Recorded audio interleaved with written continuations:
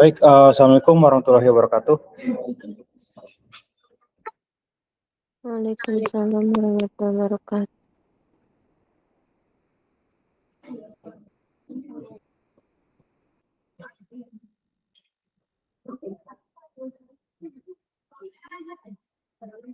Oke, baik, kita kembali lagi pada mata kuliah RPL. Setelah 2 minggu yang lalu kita membahas mengenai DFD atau data flow diagram. Kemudian untuk pada malam hari ini yaitu lanjutannya, yaitu untuk UML atau Unified Model Language, dan nantinya akan saya bagi untuk kategori soal UTS.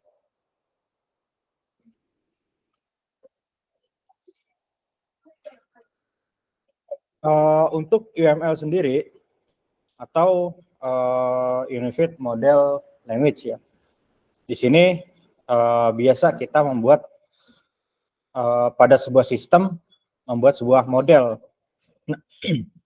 Nah, model di sini biasanya macam-macam pada UML. Itu bisa berdasarkan aktivitas atau activity oleh user, kemudian bisa sebagai DFD atau sebagai kelas diagram, itu untuk relasi dengan misalnya antar tabel komunikasinya. Bisa juga ada yang dibahas mengenai tentang adanya sequence diagram. Nah, biasanya UML di sini yang paling sering digunakan ya nggak banyak biasanya. Di antaranya ada activity, class, sequence. Biasanya ya enggak lebih dari itu. Tapi ada juga yang memang mengharuskan cukup kompleks.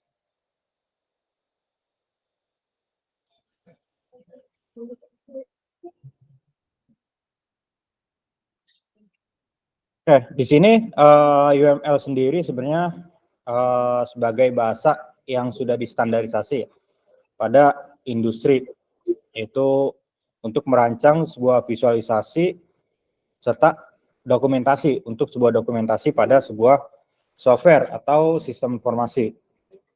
Nah, makanya kalau kita ya mungkin yang pernah dengar atau lihat-lihat, baik itu tugas akhir, skripsi, dan lain-lain, atau laporan project, nah biasanya ada nih UML tuh. Karena memang nggak lepas dari sebuah kita dalam pengembangan software. Kemudian UML juga di sini menawarkan standar untuk merancang model pada sebuah sistem. Artinya ya kita di sini dia menawarkan banyak model. Ya kita nggak harus pakai semuanya. Ya bisa 2, 3, 4, 5. Gitu. Nggak harus semuanya. Gitu kan. Dan juga bahasa-bahasa lain dari UML ini didefinisikan menggunakan notasi dan sintak atau yang semantik ya. Artinya nggak beda jauh dengan diagram-diagram yang lain pada umumnya.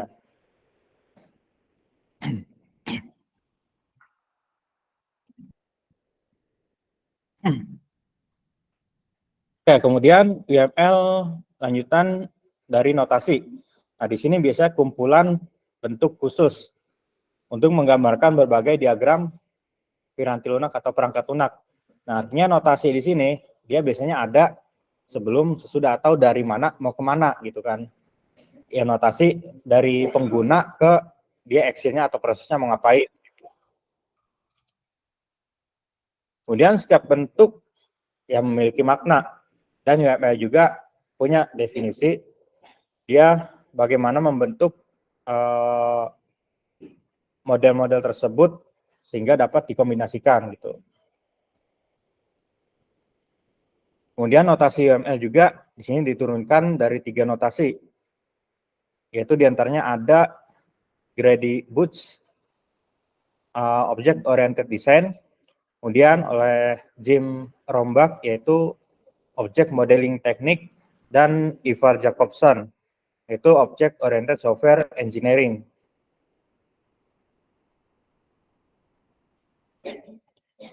Oke, di sini UML yang pertama UML derivatif ya. Atau Object Management Group OMG di sini. Dia ada dari OD, OMT, dan OC. Dan ada Meyer, Gamma, Searle, dan Mellor serta Odell. Ya ini artinya yang tadi ya notasi-notasi UML yang diturunkan. Sehingga dari banyaknya ini keluarlah menjadi satu OMG atau Object Management Group. Kemudian di sini UML 2.0, UML diagram 2.0. Di sini terbagi menjadi ya cukup banyak ya di sini. Yang pertama untuk struktur diagram, artinya secara diagram di sini memang sudah ada strukturnya atau kerangkanya. Ya seperti untuk kelas diagram, biasanya kelas diagram ini kerangkanya dari database atau ERD. Nah, di sini kelas diagram, kemudian ada package diagram, struktur, objek, deployment, serta komponen. Ini yang menggambarkan struktural pada pengembangan sistem kita. Kemudian yang menghubungkan dengan interaksi antara pengguna dan sistem biasanya. Di sini ada timing diagram, sequence, interaction, communication diagram. Kemudian behavior diagram, artinya berdasarkan di sini diagramnya pengalaman, biasanya pengalaman pengguna atau ya paling umum biasanya disebut sebagai pengalaman pengguna ya. Di sini ada activity diagram, state machine, sama use case.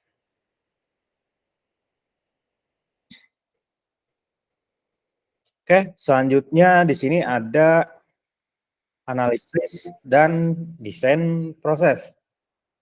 Nah, di sini dari Zachman Framework.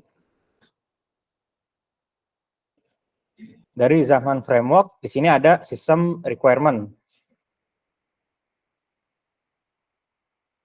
Dia ada system requirement, di sini ada use case model dan class diagram turunannya. Di sini use case model kemudian akan menjadi sebuah kelas diagram dan juga akan menjadi sebuah activity ataupun sequence diagram yang kemudian dari kelas dan activity ini akan menjadi state chart dan kemudian diturunkan menjadi komponen diagram serta deployment diagram. Untuk yang gambar atau simbol yang ditandai dengan warna biru di sini termasuk ke struktur diagram. Kalau yang behavior di sini yang hijau. Jadi ada pembagian-pembagiannya.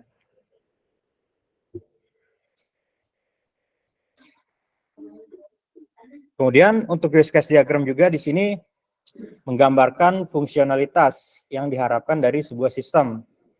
Yang ditekankan adalah apa yang diperbuat oleh sistem. Jadi bukan bagaimana. Jadi ketika user ingin melakukan sesuatu terhadap sistem, itu melakukan apa kan gitu.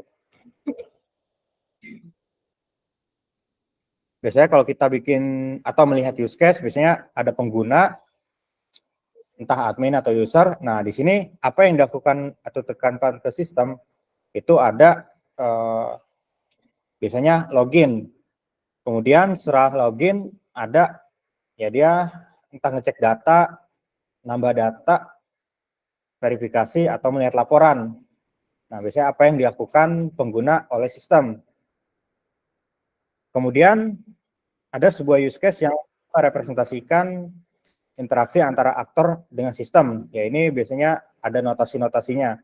Jadi ada penghubung aktor ya digambarkan dengan simbol orang biasanya. Kemudian interaksinya ya simbolnya biasanya oval.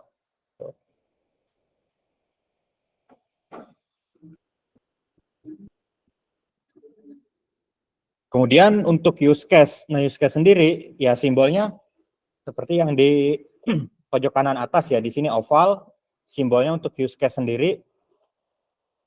Nah di sini disebut atau use case juga dibuat atas keperluan aktor. Artinya dia ada karena aktor memang perlu atau membutuhkan case tersebut kan itu. Atau apa yang ingin dilakukan kepada sistem. Atau apa yang dikerjakan. Ya bukan bagaimana biasanya apa yang ingin dikerjakan oleh sistem, ya itu fungsinya. Ya tadi kan ada login, logout, cetak, tambah data, lihat data, edit, hapus kan gitu. Kemudian use case juga dapat diberi nama yang menyatakan apa hal yang dicapai dari hasil interaksinya dengan aktor. Kemudian dinotasikan dengan gambar horizontal ellipse atau biasa disebut oval. Dan biasanya menggunakan kata kerja. Ya kata kerja isinya tadi, misalnya tambah data mahasiswa. Nah itu kan kata kerja. Atau yang lebih simple biar nggak terlalu banyak use case-nya, ya data mahasiswa misalnya gitu kan. Kemudian nama use case boleh terdiri dari beberapa kata dan tidak boleh ada dua use case yang memiliki nama yang sama. Nah misalnya kita di dalam satu use case itu ada yang namanya, misalnya ada 3 aktor. Aktor A atau admin, dosen, mahasiswa. Kemudian sama-sama mempunyai use case login. Nah, di sini kita nggak boleh bikin ada 3 use case login. Use case-nya tetap harus 1 gitu. Ya, nanti yang 3 aktor ini menghubungkan antara dirinya dengan use case tersebut. Jadi tetap secara use case 1.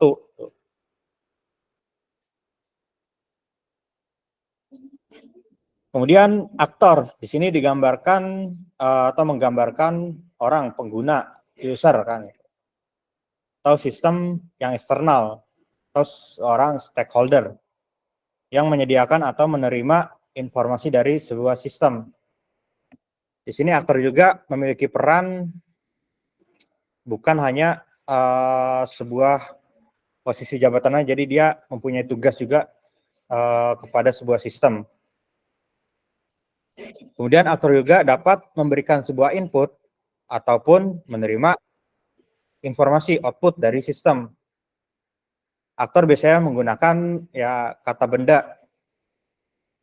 Ya kata benda di sini kan biasanya kalau kita lihat di aktor atau user atau pengguna, ya biasanya kalau nggak user, nama jabatan kan atau nama role-nya, entah itu admin, guru, atau pegawai misalnya, atau sekretaris, atau kepala kan itu.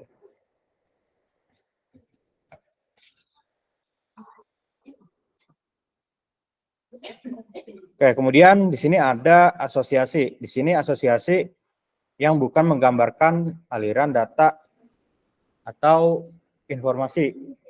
Nah, dan juga di sini digunakan sebagai penggambaran bagaimana aktor terlibat dalam use case tersebut. Di sini ada 4 jenis relasi yang dari asosiasi. Yang pertama antara aktor dengan use case. Kemudian antara use case, asosiasi antara use case, berarti antara masing use case. Kemudian ada generalisasi atau inherit. Inherit biasanya pewarisan dari use case. Di sini antara use case atau antara aktor.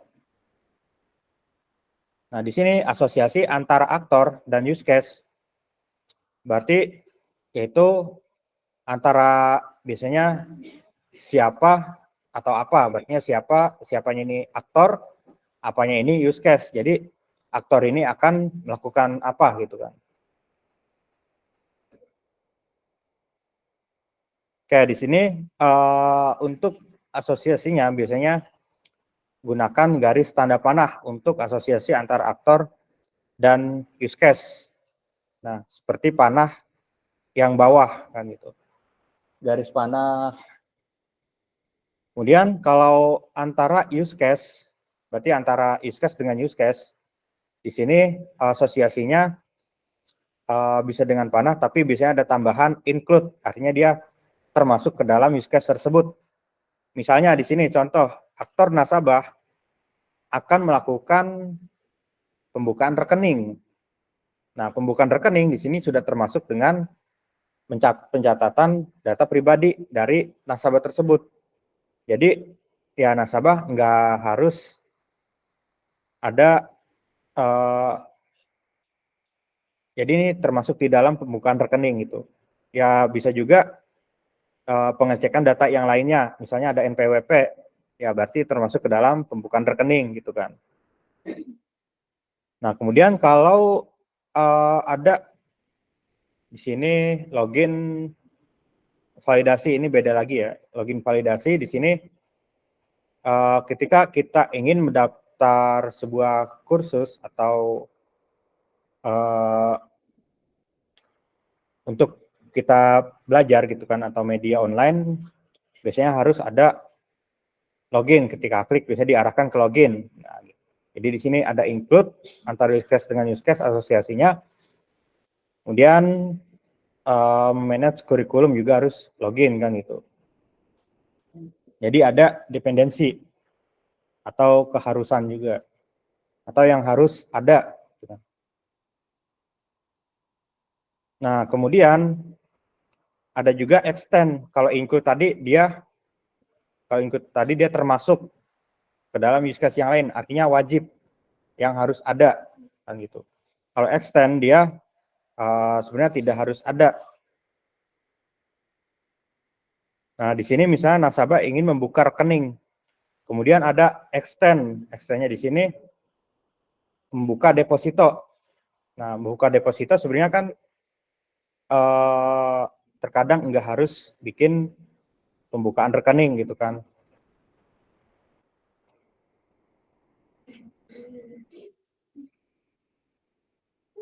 Ya, kemudian ada generalisasi. Nah, generalisasi atau inherit di sini digambarkan dengan sebuah garis panah tertutup. Jadi panah tertutup ini ujung panahnya jadi hitam. Ya kalau terbuka biasanya hanya panahnya aja, tapi dia hanya garis ya. Jadi nggak ada penebalan di ujung panahnya gitu kan. Jadi ada pembeda.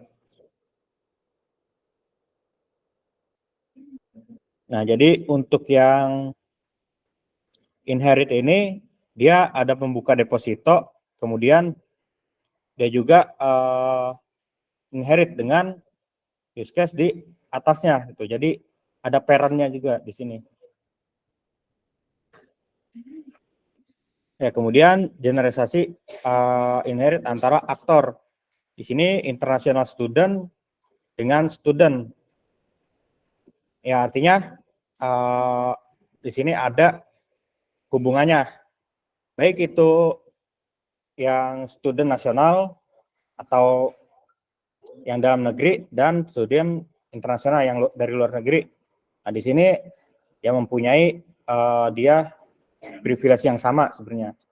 Hanya dibedakan dari aktor dan use case-nya.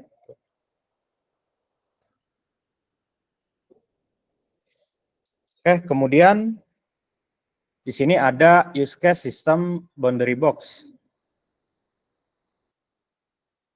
Sistem boundary box di sini bisa digambarkan dengan kotak di sekitar use case untuk menggambarkan jangkauan sistem atau sistem kita hanya sampai mana misalnya. Biasanya juga digambarkan untuk memberikan beberapa alternatif sistem yang dapat dijadikan pilihan. Ya, misalnya untuk yang di sini kan ada sampai 3 lapis kotak ya. Yang pertama yang kotak paling luar yang besar ini dia ada obtain help, artinya di sini jangkauannya termasuk luas nih. Kemudian untuk yang search for item dan place order, ya di sini sistemnya makin kecil nih. Jadi secara penggunaan ataupun secara dari scope memang sistem yang dibuat itu memang tidak besar, artinya secara penggunaan dia memang sedikit gitu. Atau hanya role tertentu yang di atasnya gitu. Dan juga ada di sini submit text atau pajak ya. Jadi khusus untuk bagian pajak. Dan di sini juga customer dia bisa melakukan open hub, mencari item dan order kan gitu. Tapi ordernya sini ada khusus langsung ke sistem payment gitu.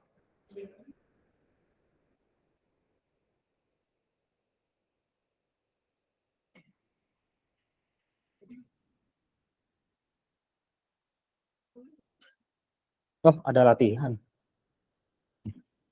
Wah.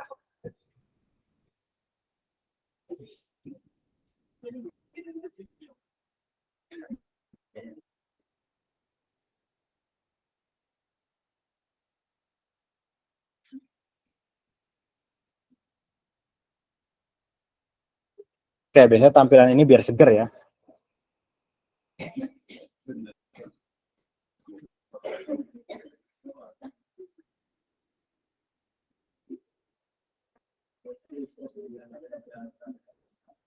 Oke, di sini latihan nanti dulu deh. Masih pagi soalnya.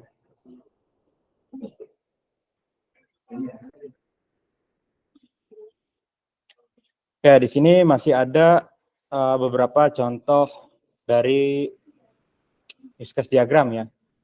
Nah, di sini ada customer ingin dia melakukan sewa ya, vehicle apa ya? Ya ingin menyewa sesuatu gitu. Nah, dari rent vehicle kemudian dia mempunyai include atau sebuah use case yang memang wajib ada ketika ingin melakukan penyewaan vehicle ini atau merental ya. Jadi harus memverifikasi kartu kredit, artinya memverifikasi kartu kredit ini untuk pembayaran. Kemudian mengecek dokumen mengemudi atau license driver ya, pengecekan. Nah, kemudian di sini ada contoh juga generalis relationship dari gold card customer ke regular customer. Jadi turunannya gitu kan. Dan extend relationship di sini misalnya ada asuransi tambahan. Jadi nggak wajib. Kalau yang include kan di sini wajib ada atau termasuk harus dijalankan gitu. Kalau extend sebenarnya tidak harus. Jadi ketika kita menyewa vehicle ini, yang wajib itu ya tentu bayar dan mengecek dokumen atau lisensi mengemudi. Ya yang nggak wajib ya di sini ya mau pakai asuransi apa enggak gitu kan. Bisa ada pilihan.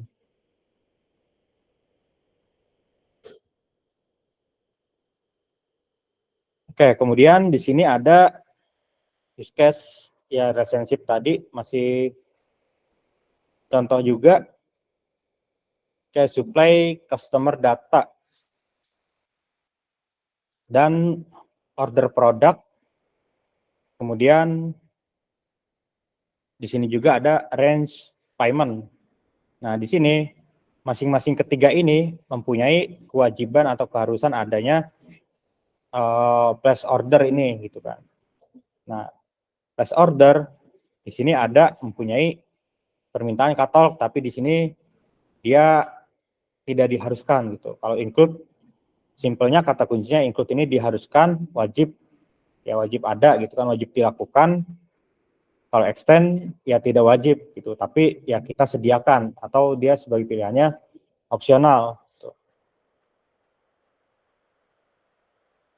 Oke, di sini ya kurang lebih contoh use case diagram. Di sini ada 3 aktor. Petin yang sebelah kiri ini petin atau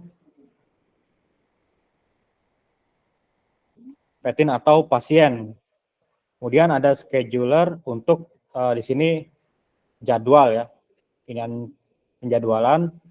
Kemudian ada dokter, ya dokter. Kemudian ada untuk payment ya, atau yang terakhir ini yang paling bawah aktornya payment.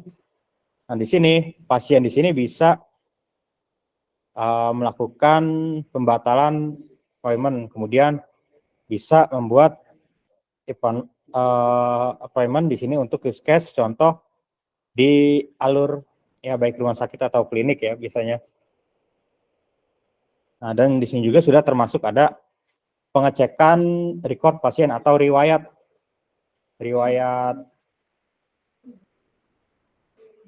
biasanya ada riwayat penyakit misalnya gitu kan. Kemudian riwayat penyakit ini juga termasuk yaitu permintaan medis sebenarnya. Ya kalau nggak ada permintaan medis, ya di sini pengecekan record dari pasien ya tidak diharuskan karena riwayat medis di situ sebenarnya sifatnya rahasia kan. Walaupun antara sesama dokter atau perawat kan itu.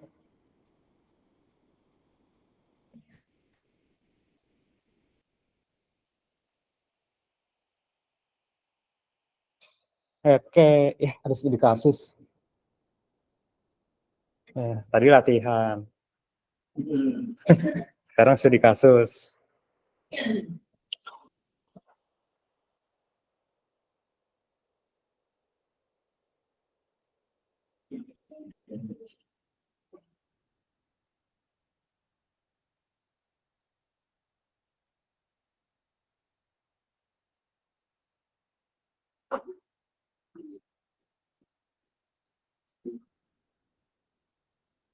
Ya, ada yang mau dikerjain? Ya, studi kasus ini ya. Oke, jadi di sini studi kasusnya pada koperasi UHAMKA sebenarnya untuk pengelolaan simpan pinjam pada anggota.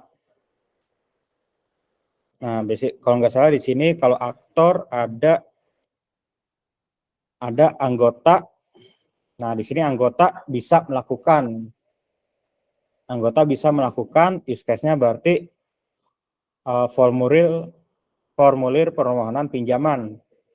Nah, artinya dia mengisi formulir permohonan pinjaman use case-nya. Kemudian yang isinya itu nomor FPP, tanggal permohonan, nomor anggota, nama, jumlah permohonan, dan keperluan. Yaitu yang itu isiannya. Tapi use case yang dilakukan itu hanya formulir permohonan pinjaman. Kemudian dilakukan oleh bagian kredit. Berarti ada aktor lain, yaitu bagian kredit. Tadi anggota, sekarang bagian kredit. Di sini dicatat dan disimpan ke dalam arsip. Berarti ada ada use case arsip. Dan berdasarkan arsip, pada bagian kredit membuat bukti peminjaman yang diberikan kepada anggota yang berisi tadi nomor BP, tanggal, nomor, nama anggota, jumlah realisasi, lama angsuran, jumlah angsuran, dan bunga. Kemudian setiap bulan anggota harus membayar angsuran, berarti ada pembayaran angsuran, sejumlah angsuran yang disepakati pada saat peminjaman, yang kemudian oleh bagian kredit dicatat dan direkam ke dalam arsip angsuran.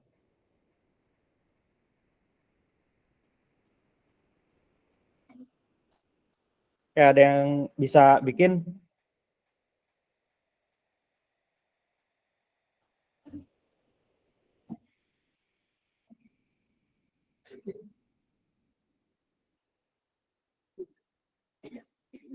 Kayak kita coba dulu ya.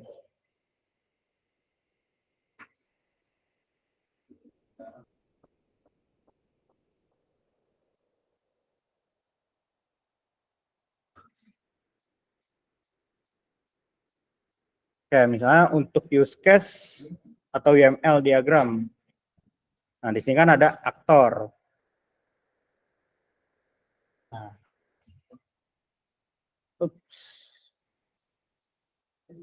Nah, aktor pertama di sini tadi anggota. Kemudian satu lagi bagian kredit.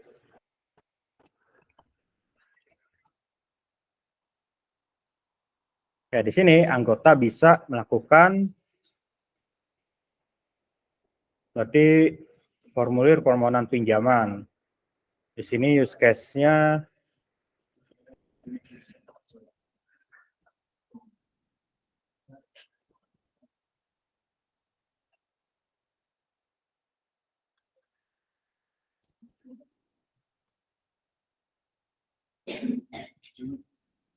kayak mengisi, kemudian ada lagi nggak?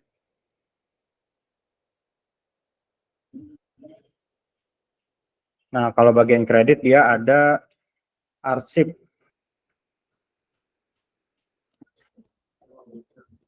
FPP. Kemudian bagian kredit juga di sini membuat bukti peminjaman berdasarkan arsip FPP.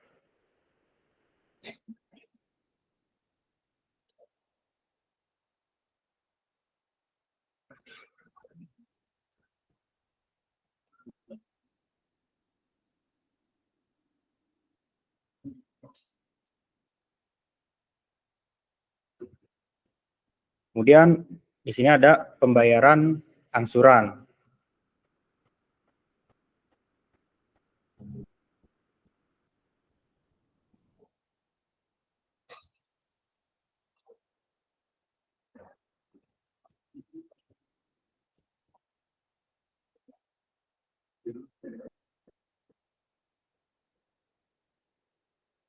Setelah itu pembayaran angsuran pada bagian kredit catat dan direkam ke dalam arsip angsuran.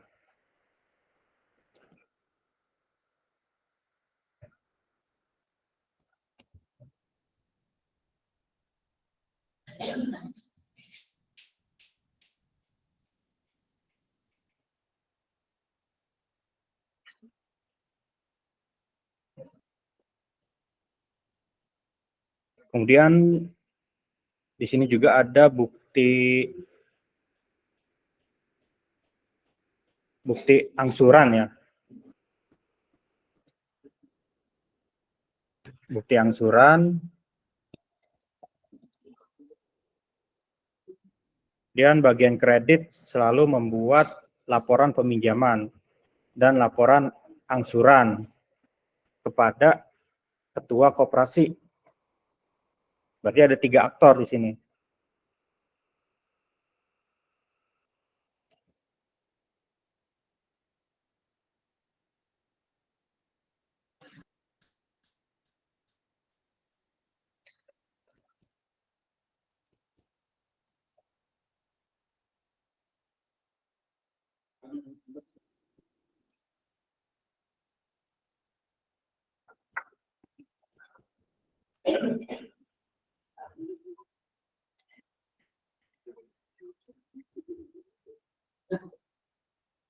Oke, di sini sekarang kita coba untuk bikin asosiasinya atau notasi-notasinya atau penghubungnya gitu kan.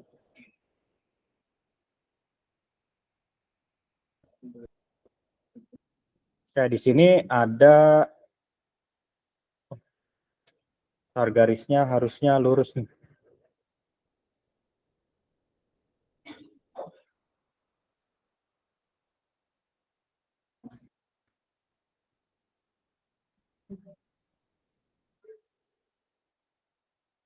Oke, untuk anggota dia dapat melakukan pengisian formulir permohonan pinjaman dan pembayaran angsuran.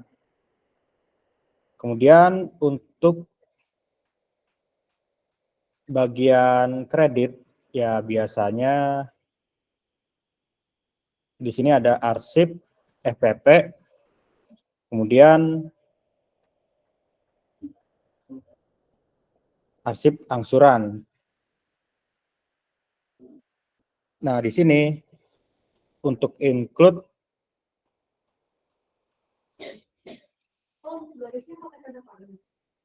Iya, pakai. Oh, oh iya, yang ada panahnya itu biasanya antara include sama exclude.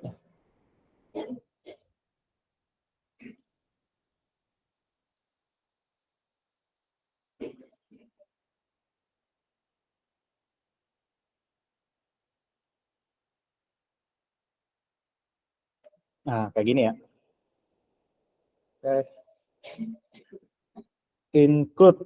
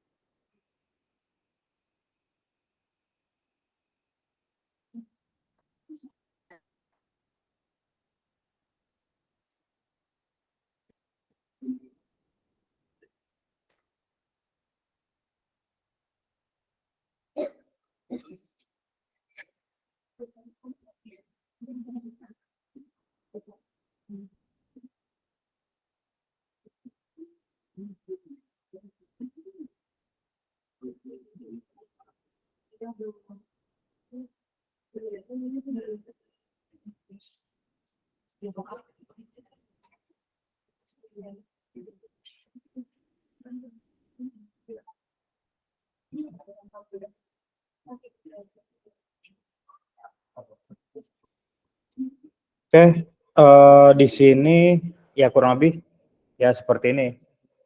Tapi kalau ada yang masih belum sesuai, setidaknya mendekati ya. Nah, di sini ada 3 aktor, anggota, bagian kredit, dan kepala koperasi. Nah, di sini anggota mengisi formulir permohonan pinjaman. Nah, artinya di sini nanti sudah akan ada bukti peminjaman, dan di sini bagian kredit melakukan arsip formulir permohonan pinjam, dan juga akan ada bukti peminjaman gitu kan, pasti ada buktinya. Dan untuk pembayaran angsuran dari anggota sudah pasti akan ada bukti angsuran, dan arsip angsuran oleh bagian kredit sudah pasti akan ada bukti angsuran ya, kayak stroke atau bukti kita melakukan pembayaran gitu kan, kalau ke bank penyetoran gitu, slip gitu. Kemudian kepala koperasi dan bagian kredit di sini sama-sama bisa melakukan mungkin bagian kredit melakukan pembuatan laporan. Nah, kalau kepala operasi tinggal melihat laporannya, hasilnya. Jadi di sini bagian gambaran besarnya. Ya, kalau bagian gambaran kecilnya, ya paling nanti entah itu bisa di kelas mungkin bisa di sequence atau diagram-diagram yang lainnya. Biasanya yang paling awal itu use case. Setelah use case biasanya akan ada activity. Nah, gitu. Activity biasanya mulai detail lagi.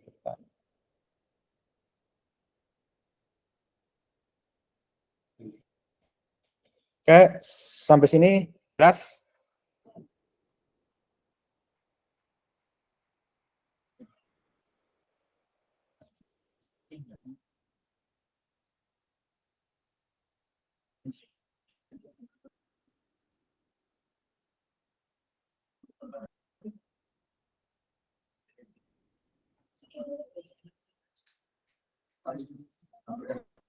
Ini draw IO.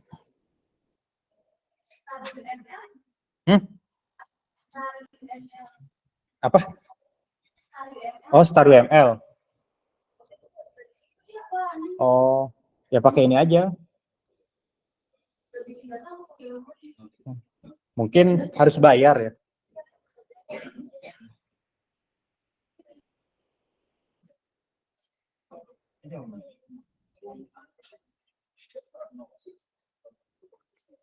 Oke, sekarang materi UML saya stop sampai di use case diagram. Oke, kemudian untuk UTS ya, pembagian soalnya lumayan 2 minggu.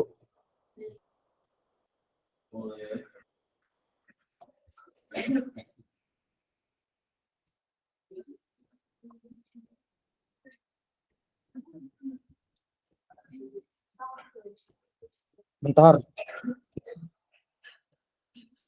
Kecil ya.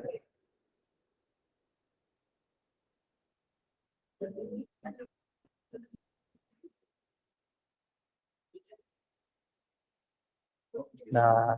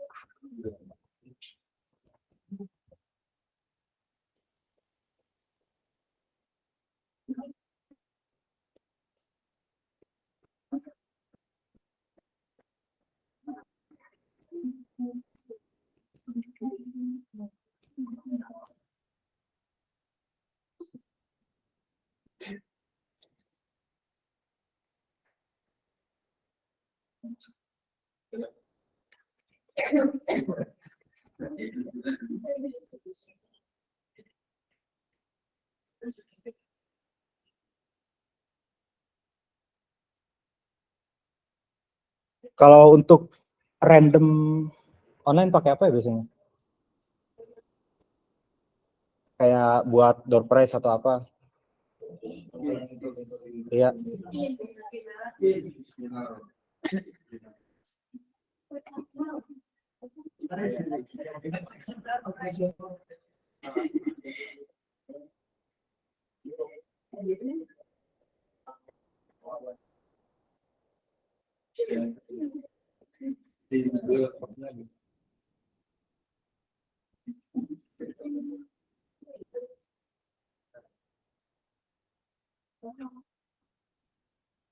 Wah.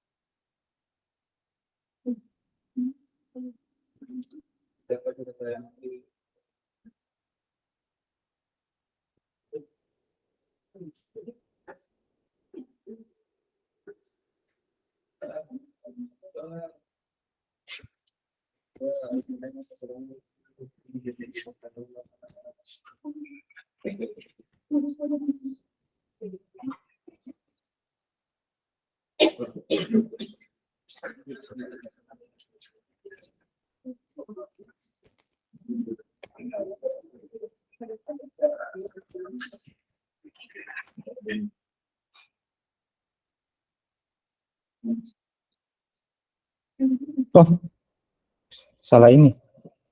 Duh, spinner apa ya? Oh.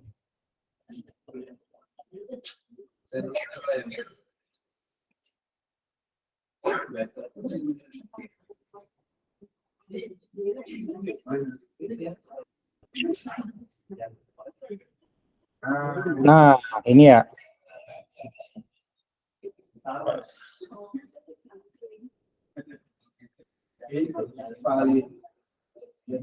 Tes dulu ya.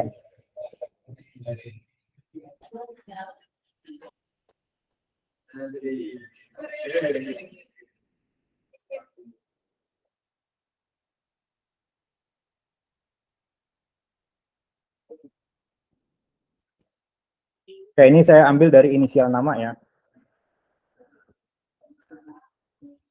Jadi di sini kan ada 2 soal. Nah, nanti nggak mungkin saya kasih kerjain dua-duanya. Jadi ya biar agak cukup adil. Bukan saya nentuin, jadi makanya ya kita acak, kita random gitu berdasarkan inisial nama. Misal kalau ada misalnya Muhammad Iqbal, ya berarti depannya M gitu. Ya nama depan. Bukan panggilan ya.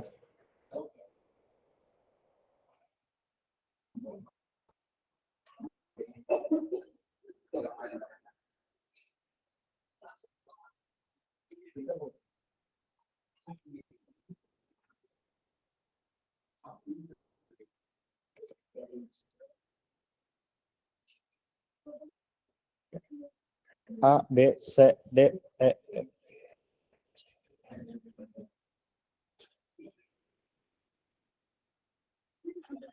Kayak di sini, diacak.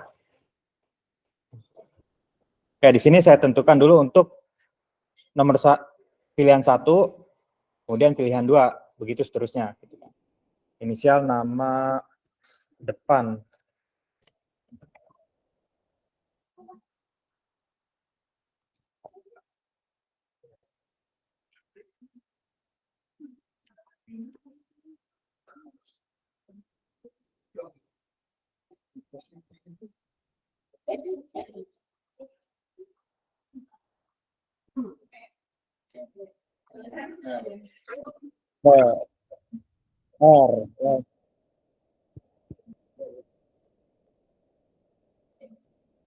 Seru juga ya ternyata.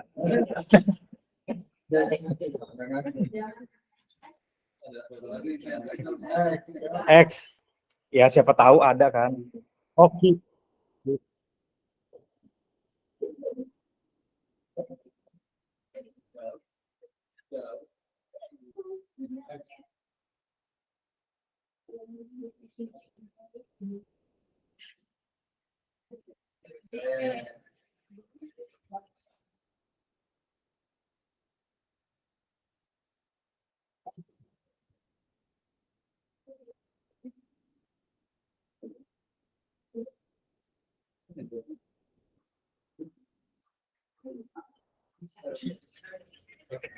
Wah, kok banyak yang nggak ada ya kayaknya. Inisial V kayaknya nggak ada ya. Ada siapa?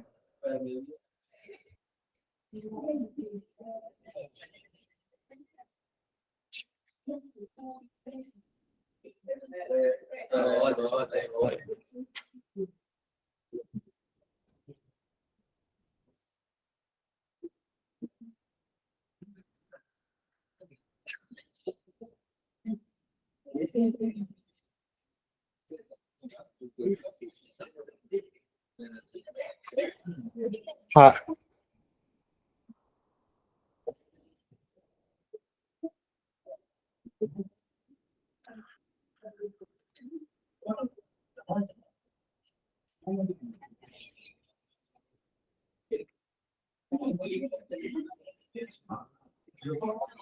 Oh, ada nggak O nih?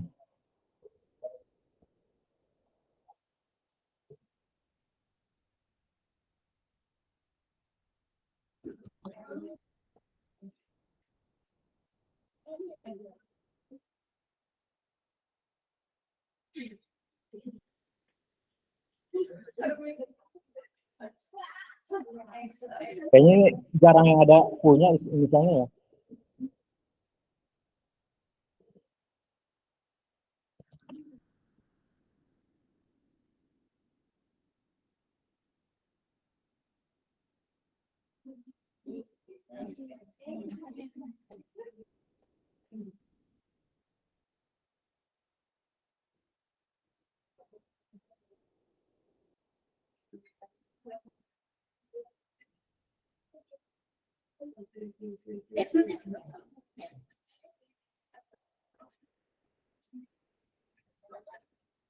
Nah,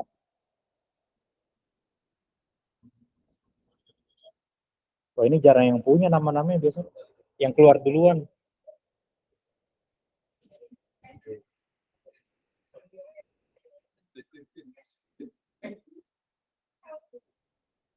Oh.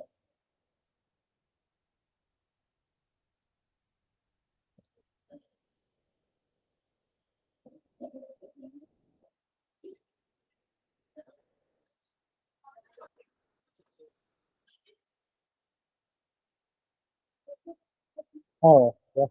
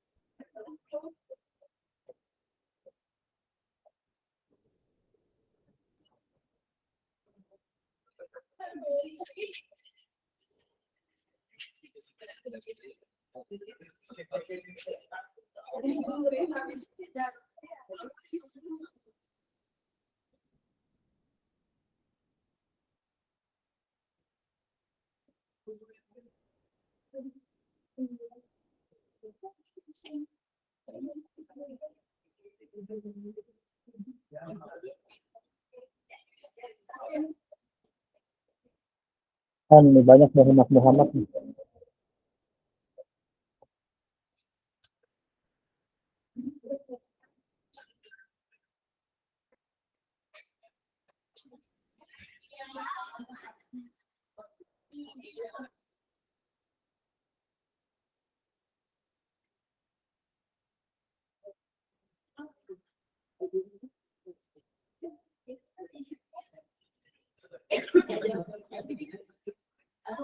C.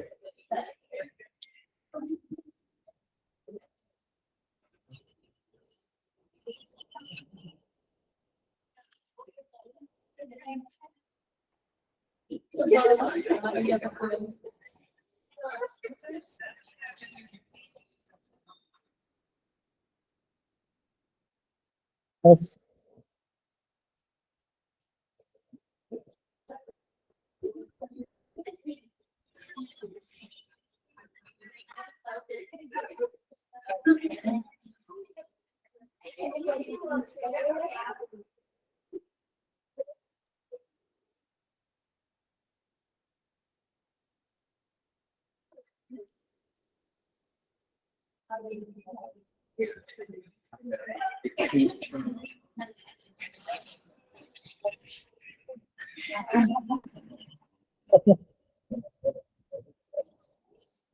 Ya tadi.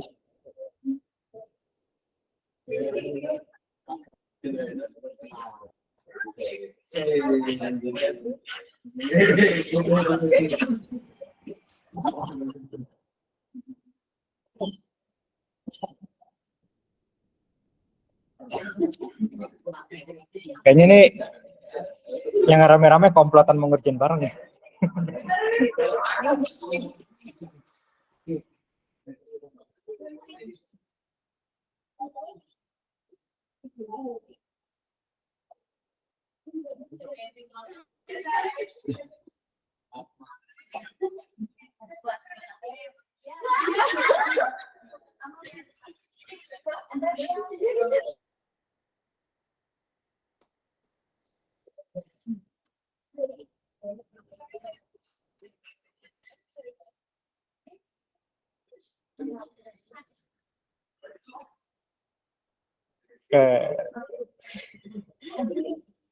Ya terakhir sama Z ya.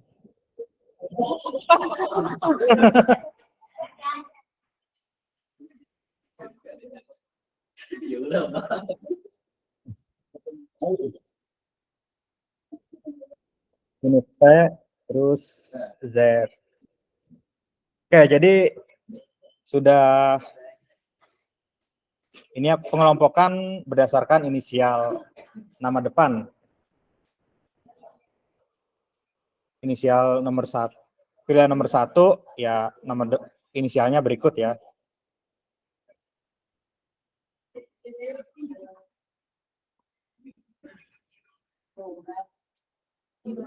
Ya, saya nggak tahu nih UTS-nya kapan ya. Iya, nanti saya share. Ya, setelah ini juga boleh. Oke, boleh dikerjain dari sekarang. Dikumpulkan. Oh, tebel. Dikumpulkan maksimal hari H UTS. Iya.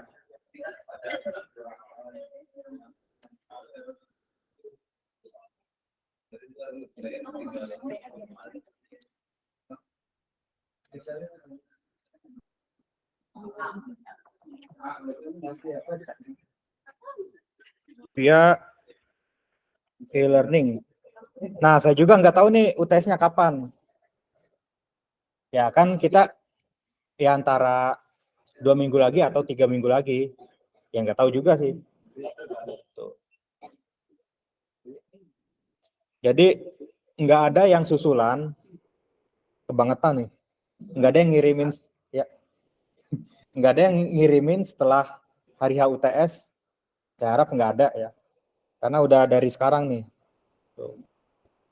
Kalau masih ada yang kayak gitu kebangetan.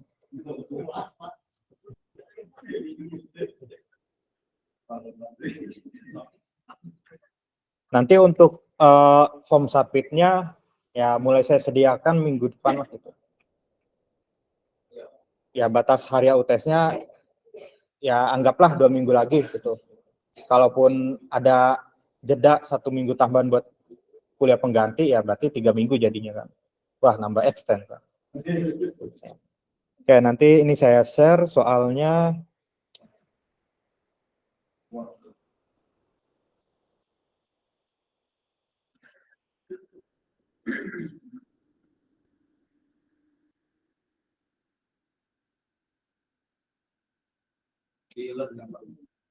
Ngumpulinnya di learning. Iya nanti. Di WA nanti.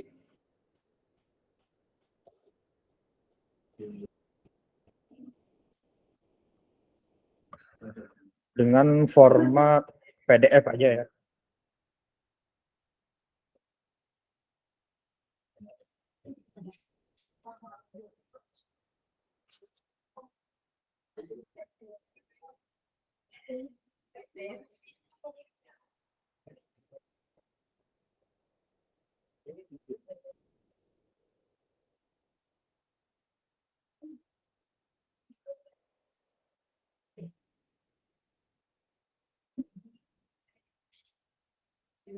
Oke, ada pertanyaan atau sudah cukup? Seru ya undiannya, walaupun nggak ada hadiahnya.